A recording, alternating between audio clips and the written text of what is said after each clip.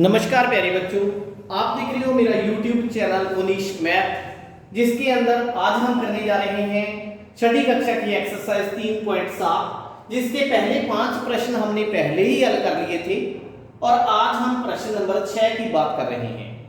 प्रश्न नंबर 6 के अंदर 3 विभिन्न चौराहों की ट्रैफिक लाइट क्रमशः 48 सेकंड, 72 सेकंड और 108 सेकंड बाद बदलती है। यदि वह एक साथ सुबह 7 बजे बदले तो पुण्य एक साथ कब बदलेगी। देखो बेटा, इस प्रश्न के अंदर हमने एक ऐसा टाइम निकालना है जो इस पर भी विभाजित हो, इस पर भी विभाजित हो, इस पर भी विभाजित हो। क्यों? क्योंकि हमने कहा कि पहली जो लाइट है वो 48 सेकंड बाद बदलती है, दूसरी लाइट 72 सेकंड बाद बदलती है और तीसरी लाइट 108 सेकंड बाद बदलती है। यही है ना। अब हमने एक ऐसा टाइम लेना है जो 48 पर भी विभाजित हो, 72 पर भी हो और 108 पर भी हो। मतलब एक ऐसा समय जहां पर तीनों की तीनों समय इकट्ठे आ सके।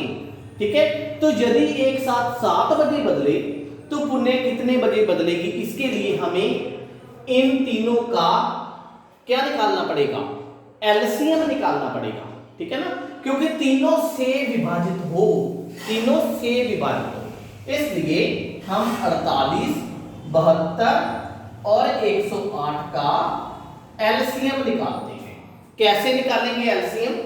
सबसे पहले 2 पे गया 24, 36, 54, क्लियर। फिर 2 पे गया 2 12 24, 2 18 36, 2 27 54।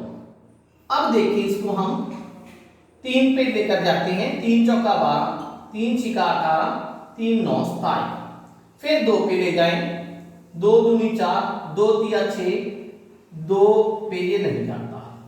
3 पे लेकर जाएंगे, 2 ऐसी रहा, 3 एकम 3, 3 तिया 9, क्लियर। तो एलसीएम कितना आया हमारे पास? 2 है हमारे पास 4 बार, 2 2 3 2 3 3 2 3, फिर 2, फिर 1 गुना 3। यही है ना हमारे पास। देखो 1 2 3 4 5 6 7 8, 4 और 4 8। तो गुना करते हैं, 2 दूनी 4, 4 दिए 12, 12 दूनी 24, 24 दिया 72, 72 दूनी 144, 144 दिया करके देखें, 144 गुना 3, 3 चौका 12 ना 2, कैरी 1, 3 चौका 12 1 13, 1 कैरी 3 एकम 3 1 4, 432 आ गया। ये गुना आप रफ के अंदर भी कर सकते हो, तो इसका आंसर कितना आएगा? 432, क्लियर। इसका मतलब ये हुआ बेटा कि 432 सेकंड के बाद, ठीक है, वो लाइटें पुनः एक साथ बदलेंगी। ठीक है, तो फिर इसलिए ये हमारे पास है सेकंड में, बराबर में 432 बटा में 60 क्या बन जाएगा? फिर ये मिनट बन जाएंगे। ठीक है, तो फिर इसको भाग करें, इस पे 6 पे भाग करते हैं 432 को, 432 को 6 पे भाग करके लिखिए आप, पॉइंट बाद में लगाएंगे। 6 चौका 24, 6 छिका 36, 6 सत्ता 42। ठीक है, अगर आपने 60 पे सीधी भाग देनी है तो यहां पे 0 आ जाएगा, क्लियर। तो कितना बचा? 12। यही हुआ ना। तो फिर कितना आया? 7 मिनट बन गए और 12 सेकंड बन गए, क्लियर। इसलिए पुनः बदलेंगी कितने बजे? 7 बजकर 12 minute, sorry 7 minute 12 second, clear. ये हमारे पास इसका आंसर आ जाएगा। अब बात क्लियर हुई? दोबारा एक बार रिवाइज करवा देता हूं मैं। हमने इन तीनों का एलसीएम निकाला। जब तीनों का एलसीएम निकालते हैं तो हमारे पास आता है 432। 432 सेकेंड आ गए, 60 पे भाग देते हैं इसको तो मिनट बन जाएंगे। 60 पे भाग दिया मैंने, ये हमारे पास मिनट आ गए और जो बच गया वो सेकेंड ही आ गए। ठीक है, तो 7 बजे उन्होंने कहा था कि बदली है, तो 7:07 और 12 सेकेंड पर ये पुनः बदलेंगी। ये हमारा आंसर आ जाएगा। क्लियर। इसके बाद प्रश्न नंबर 7वां प्रश्न है हमारे पास। 3 टैंकरों में क्रमशः 403 लीटर, 434 लीटर और 465 लीटर डीजल है। उस बर्तन की अधिकतम धारिका ज्ञात करें जो तीनों टैंकरों के डीजल को पूरा पूरा माप सके। ये हमने बताना है। देखो बेटा, अधिकतम धारिका जो तीनों को पूरा पूरा माप सके, इसका क्या मतलब हुआ? तीनों को माप सके मतलब ये हुआ कि हमने एक ऐसा नंबर ज्ञात करना है जो इसको भी विभाजित करे, इसको भी विभाजित करे और इसको भी विभाजित करे। तो हम क्या ज्ञात करेंगे? एचसीएफ ज्ञात करेंगे, है ना। तो फिर क्या करते हैं इसको? 465 को 403 पे भाग देते हैं। एक पे गया 403, कितना बचा? 62। क्लियर। फिर 403 अंदर चला गया। अब 6 पे देखो, इसको देख लिया करो आप। 6 छिका 36, 6 सत्ता 42, 7 पे तो नहीं जाएगा, 6 पे जाएगा। 6 दूनी 12, 6 दूनी 12 का 2 कैरी 1, 6 छिका 36, 1 37। क्लियर। 13 में से 3 में से 2 गए 1, यहां बचा 3, 62 चला गया अंदर, 31 दूनी 62, तो हमारे पास 31 आ गया। क्लियर। ये 31 क्या है? इसका एचसीएफ आ गया इन दोनों का। अब 465 है हमारे पास, इसको अंदर रखते हैं। सॉरी, मैंने ना 403 और 465 पहले ले लिया, तो अब आप क्या करोगे? 434 को लोगे और 31 को लोगे। ठीक है। अगर आप ध्यान से देखो जो 31 है वह एक अभाज्य संख्या है, इसलिए जो इसका एचसीएफ है या तो 31 बनेगा या फिर 1 आएगा। तो 31 पे भाग देकर देखते हैं। 31 2 1, ठीक, 4, 31 चौका 124 होता है। तो हमारा ये एचसीएफ आ गया, ये हमारा एचसीएफ आ गया। इसलिए हम क्या लिखेंगे? तीनों टैंकरों के डीजल को पूरा पूरा माप सके उस बर्तन की धारिका, बर्तन की धारिका बराबर में 31 किसमें है? लीटर। ये हमारे पास आंसर आ जाएगा। ओके। उसके बाद प्रश्न नंबर 8। प्रश्न नंबर 8 के अंदर इन्होंने कहा है वह सबसे छोटी संख्या ज्ञात करें जिसे 6, 15 और 18 से भाग देने पर प्रत्येक दशा में 5 शेष बचे। इसका मतलब क्या हुआ बेटा? से भाग देने पर, इसका मतलब हमने क्या निकालना है? एलसीएम निकालना है। क्लियर। से भाग, तो हल के अंदर हम क्या करेंगे? 6, 15 और 18 का एलसीएम निकालेंगे। तो 3 पे गया 3 दूनी 6, 3 5 15, 3 6 का 18, 2 पे गया 2 एकम 2, 5 2 3 6। तो एलसीएम कितना आया? 3 गुना 2 गुना 1 गुना 5 गुना 3, 3 दूनी 6, 6 5 30, 30 दिया 90, 90 हमारा एलसीएम आ गया। इसलिए संख्या जिसे 6, 15 और 18 पर भाग देने पर 5 शेष बचे, वो संख्या कौन सी होगी बेटा? एलसीएम के अंदर हम 5 जोड़ देंगे। एलसीएम कितना आया 90 प्लस 5, आंसर कितना आएगा 95। ये हमारा आंसर आ जाएगा। क्लियर। एलसीएम के अंदर आप उतना जोड़ देंगे जितना आपने शेष बचाना है। उसके बाद प्रश्न नंबर 9। 9वें प्रश्न के अंदर 4 अंकों की वह सबसे छोटी संख्या ज्ञात करें जो 18, 24 और 32 से विभाजित हो। तो हम इसको कैसे ज्ञात करते हैं? देखो बेटा, यहां पे भी से विभाजित है। जब भी से विभाजित होता है तो हम एलसीएम निकालते हैं। तो यहां पे भी हम 18, 24 और 32 का एलसीएम निकालेंगे।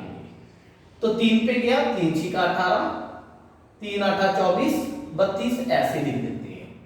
फिर 2 पे गया, 2 3 6, 2 4 8, 2 16 32।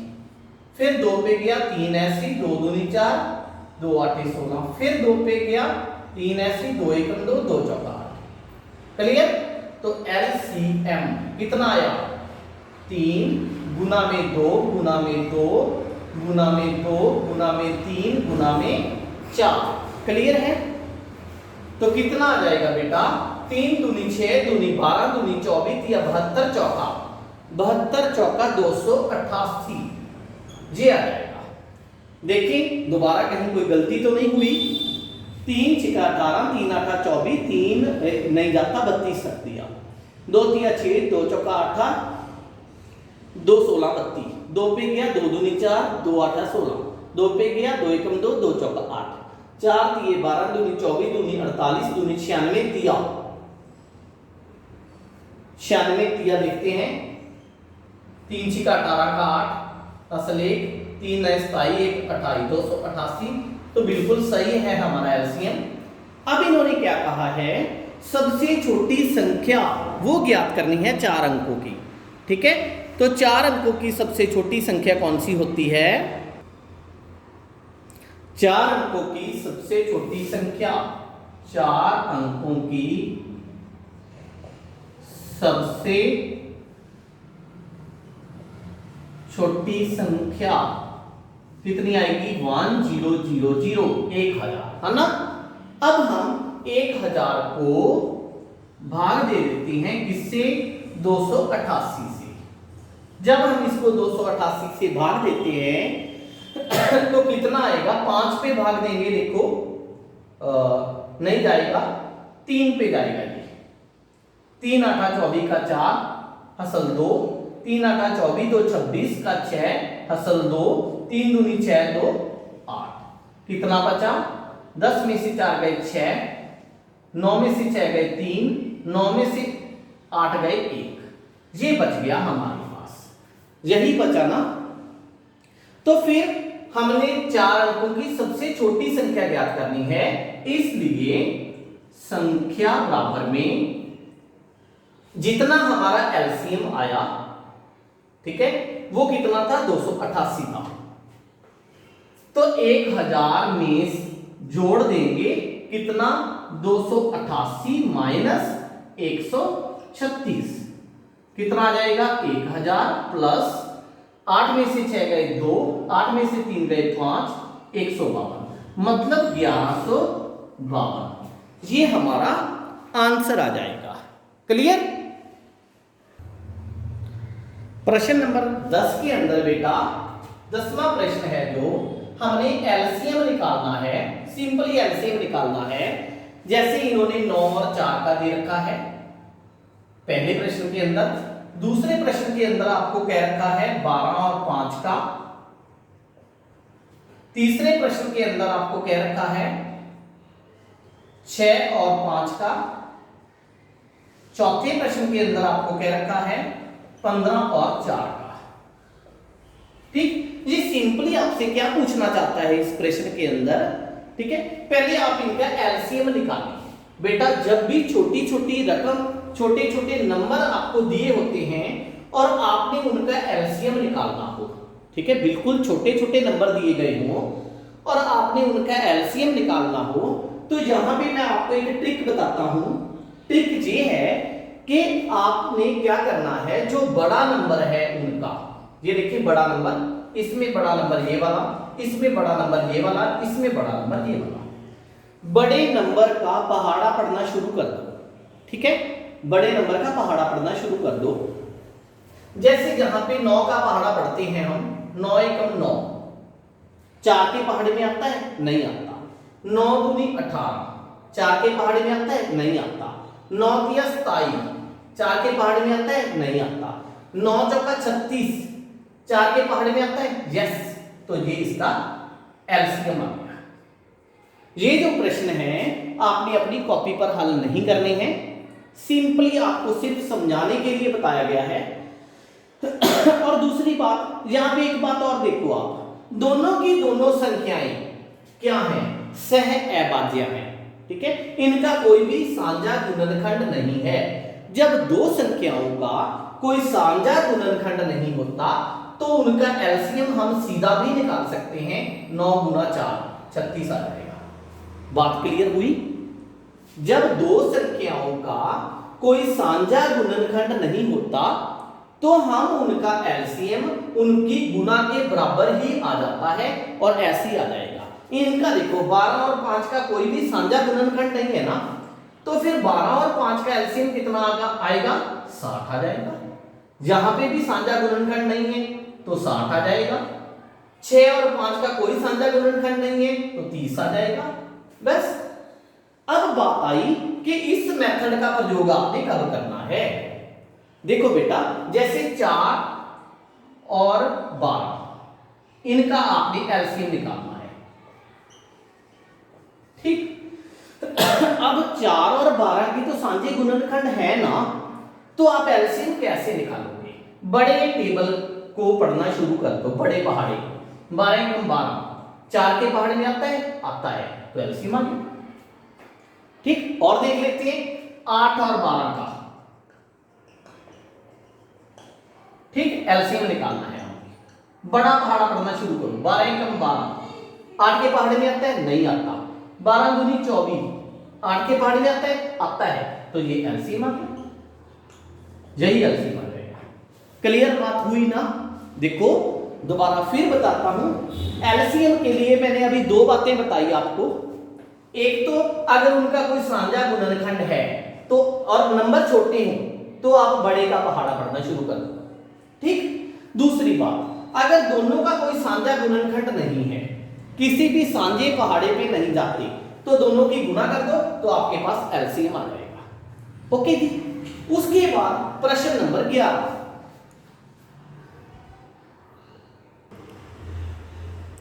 11वें प्रश्न के अंदर अगर आप इन नंबरों को थोड़ा सा ध्यान से देखो तो 5 चौका 20 एक नंबर दूसरे के पहाड़े में आता है। 6 के पहाड़े में 18 आता है, 12 के पहाड़े में 48 आता है, 9 के पहाड़े में 45 आता है। तो इनका जो एलसीएम होगा वो कौन सा होगा? ये वाला आ गया, जो बड़ा नंबर होगा वही एलसीएम आ जाएगा। क्लियर? इसका एलसीएम 18, इसका एलसीएम 48, इसका एलसीएम 45। बात क्लियर हुई? अगर दो नंबर ऐसे नंबर दिए गए हों, ठीक है, कि एक के पहाड़े में दूसरा आता है, तो हम उनका एलसीएम बड़े वाला ले लेंगे। क्लियर हुई? अगर आपको कोई कहे कि 4 और 8 का एलसीएम निकालिए, देखो 4 के पहाड़े में 8 आता है ना, तो एलसीएम कितना आ जाएगा? 8। समझ लगी? अगर आपको कोई कहे कि 6 और 18 का एलसीएम निकालिए, 6 के पहाड़े में 18 आता है ना, तो एलसीएम कितना आ जाएगा? 18। ठीक है। अब देखो 10वें प्रश्न में मैंने क्या किया था, अगर कोई दो नंबर आपके पास ऐसे हैं जैसे 3 और 4 है, कोई इनका साझा गुणनखंड नहीं है, कोई साझा पहाड़ा नहीं है, तो इनका एलसीएम क्या आएगा? 3 गुना 4 12 आ जाएगा। दोनों की गुना हो जाती है। अगर एक नंबर दूसरे के पहाड़े में आता है तो बड़े वाला एलसीएम आ जाएगा। ठीक है, तो 3.7 एक्सरसाइज आपकी कंप्लीट हो चुकी है। इसके अंदर किसी भी बच्चे का कोई भी डाउट हो तो YouTube के कमेंट बॉक्स में लिखें, और मेरी वीडियो अच्छी लगी तो अपने फ्रेंड्स के साथ शेयर करें, और मेरे चैनल को सब्सक्राइब करें ताकि नई वीडियो अपलोड हो तो आपको उसकी नोटिफिकेशन मिलती रहे। Thank you.